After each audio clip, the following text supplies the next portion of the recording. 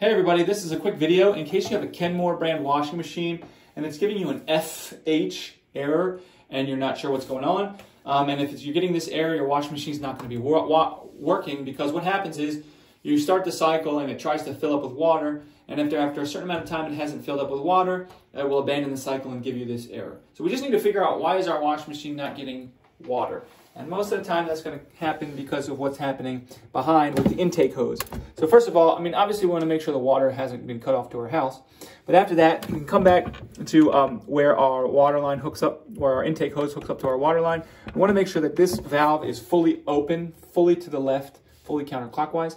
And then we just want to check that line going all the way back into the back of our washing machine and make sure it's not kinked or bent or clogged or anything like that. Sometimes when you install the washing machine, you push it up against the wall and you can end up pinching or bending or kinking the hose, and then water can't get in, and then you get this error. But anyways, if you figure out what's going on with that hose, why water's not getting through it, you'll be able to get water in and get this thing working again. So anyways, hope this video helped. Thanks a lot for watching. Have a great day.